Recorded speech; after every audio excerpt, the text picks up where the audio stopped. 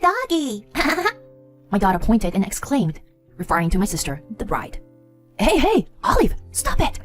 The people gathered at the wedding venue smiled really, thinking it was just a mischievous act of a small child, and not particularly bothered. I hurriedly picked up my daughter and stopped her. Olive, that's not nice to say. Huh? But yesterday, Auntie Erica was. Today's my sister's big day. My sister Erica and I have never been close, but I wanted her to have a pleasant start to her new life, since she had kindly invited us to her wedding. My conscience was shattered by my daughter's innocent words.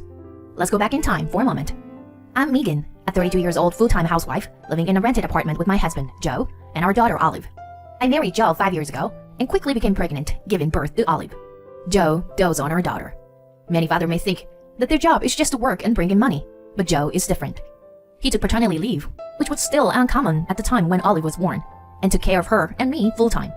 He even changed her diapers, prepared milk and baby food, and dealt with her crying and tantrum almost flawlessly. Even now that Olive has grown up, Joe can take care of her without any problems, even when I'm not around. Every time I see Joe spending time with her daughter, I deeply realize how lucky I am to have married him. One day, Joe came home from work with a big smile on his face. Did something good happen? I asked, and Joe replied, Actually, I'm going to be promoted soon, and I'm going to be able to participate in the project I've wanted to join for a long time. Whoa, that's amazing! You've been working so hard lately. Congratulations! Joe's news made our daughter happy too, and we celebrated together. Daddy, that's amazing. My daughter clapped her hands happily. I can do my best because I have you too. Thank you, girls. I love you. Joe gently stroked our daughter's head and said that. I thought our marriage was like a picture perfect and smooth sailing. However, there was one thing that worried me about our life. It was Joe's personality. Joe was kind to everyone, not just his family, which was a good thing, but on the other hand, it also meant that he was a people pleaser. Moreover, he was easily persuaded. Shortly after our marriage, his personality became a problem, when a minor issue with his college friend, who was a girl, turned into a hassle. Joe was helping her with her problem, and she suddenly showed up at the house. Joe had told her to come to him anytime she needed help, and she had taken him at his word. I was also at home at the time, so I asked her to leave immediately. If I hadn't been there, Joe might have let her stay, and who knows, she might have even tried to seduce him. After she left, I talked to him about the issue, but he didn't seem to understand what was wrong. That's why I sometimes worry that something similar might happen again. I'm worried because I love Joe. One day, after dropping my daughter off at kindergarten, I was cleaning the living room when my phone rang. It was a text from my sister Erica, whom I hadn't spoken to for a few years. I was surprised and let out a gasp. It seemed like an emergency, because why else would she text me out of the blue? I quickly opened it, and it turned out to be an apology. My sister's always been beautiful, but she has been mean to me since we were children. For example, she used to give me her homework and household chores to do, and take away the games I had booked. When I was in high school, she even stole my first boyfriend. That's why I only kept in touch with her when it was absolutely necessary. The last time I invited her was to my wedding. I'm sorry for everything, and I want to apologize to you in person. I couldn't help but wonder why she would suddenly send me a text like that. To be honest, I thought it was a little too late for her to apologize. On the other hand, I also thought that we were both adults now, and we could have a normal relationship even if we weren't close. After thinking about it for a while, I finally decided to reply and suggest we meet at my place on Sunday. On the day we met, I saw my sister for the first time in years, and she hadn't changed a bit. She was as beautiful as I remembered she was. Megan, it's been a while. Thank you for inviting me today. Here, it's for you. She handed me a cake box with a smile on her face, and I led her to the sofa in the living room. I made coffee and returned to her. Thank you. Where are Olive and Joe? She looked around nervously while I answered her. They went to the park. They'll probably be back soon. She took a sip of her coffee and suddenly bowed her head. I'm sorry for being mean all this time. It was really bad. I'm really sorry. I know it may be too late, but I thought if I didn't apologize now, I might regret it for the rest of my life. Erica, please, lift your head up. She lifted her head hesitantly. It's okay. It's in the past, right? Let's forget it and keep in touch from now. My words seemed to make her relieved. And at that moment, my daughter and Joe returned from the park. Hey, I'm home. Oh, Erica, it's been a while since the wedding. Please, take your time. I had explained the situation to Joe when my sister contacted me that day. I only told my daughter that her aunt was coming to play. Hello, Auntie Erica. Hey, let's play house together. Despite being their first meeting, my daughter seemed to have taken a liking to my sister and invited her to play. My sister accepted it gladly, and the two of them started to play pretend. I was worried if my daughter would be shy around strangers, but there was no problem at all. We all had a good time eating the cake my sister brought and spending time together.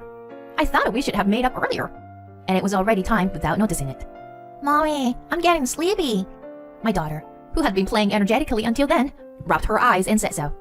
She had played a lot in the park, so it was natural for her to be tired. Should we take a nap, Olive? Megan, I'll put her to sleep. Although Joe usually put my daughter to bed, sometimes she would come to me and ask for my help. I want mommy today. Mommy, please. Oh, that's rare. Yeah, sure. Megan, would you? I nodded and left my sister and Joe in the living room and took my daughter's hand, heading to the bedroom. In a few minutes, my daughter fell asleep. She must have been tired from playing too much. I looked at her sleeping face for a few minutes even after she fell asleep, then quietly left the bedroom so as not to wake her up. Oh, hey, Megan. I'm going to head home now. Oh, really? Why don't you stay for dinner? Well, actually, I have something to do after this. Sorry.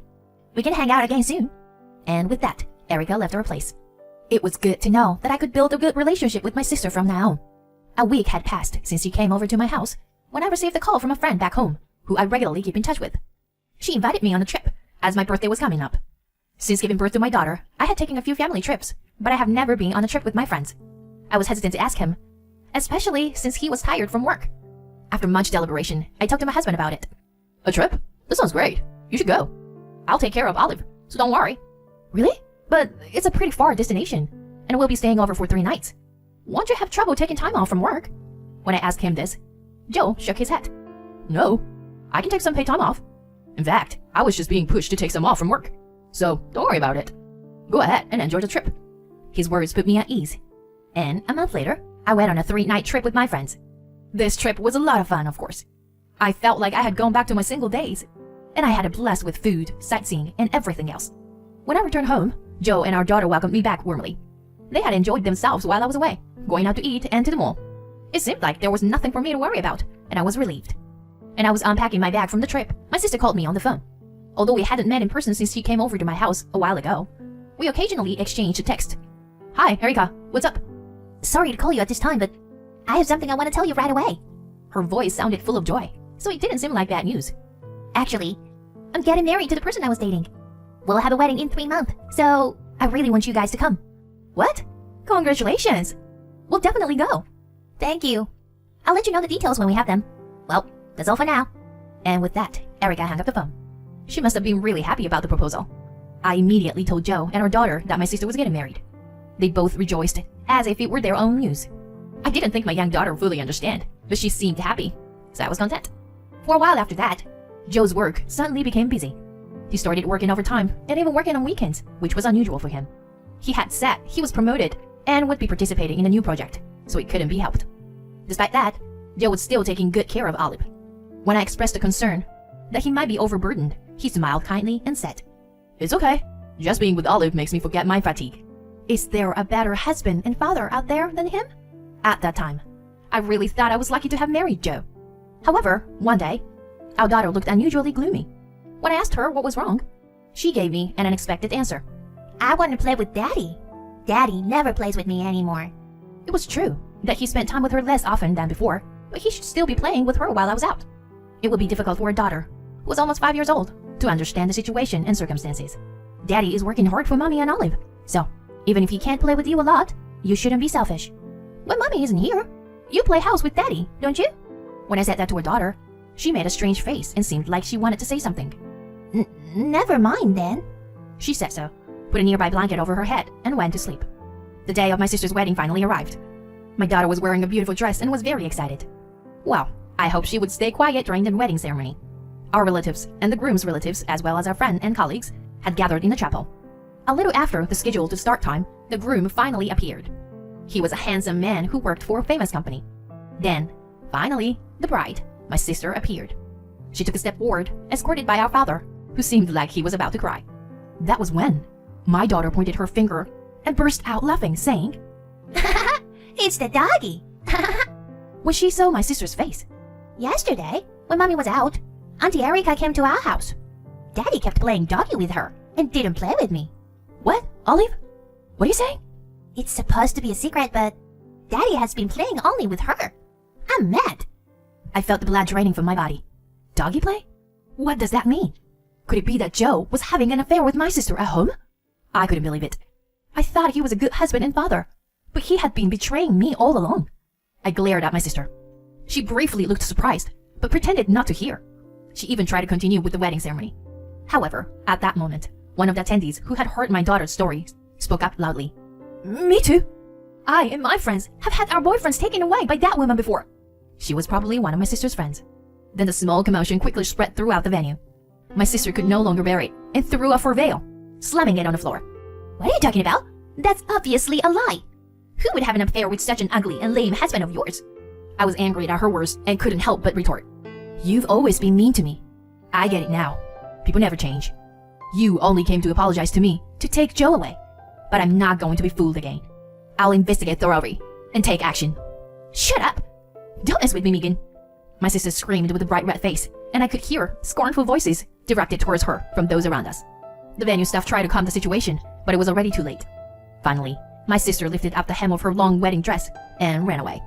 A few days later, as promised, I was able to gather evidence of my husband's affair and successfully filed for divorce. Of course, I also claimed damages from both Erica and Joe, and I received a lump sum payment from Joe for child support. My sister was also pursued for payment of damages due to the cancellation of the wedding ceremony. She had a decent career, but the incident caused her to lose her job. Now, she barely gets by working as a day laborer, and her once gorgeous looks have faded. As for my ex-husband, news of the affair leaked from somewhere and became a topic of discussion at his workplace. He was demoted and removed from the project he was working on.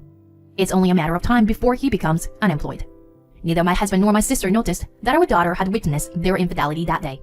However, they had instructed her to keep their meetings a secret by saying, "It's a secret between Daddy and Olive, and we must keep it. Okay?"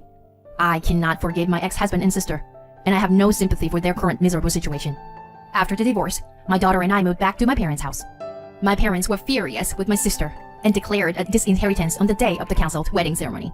I feel sorry for depriving my daughter of her father, but I believe it was the right decision to cut ties with such traitors.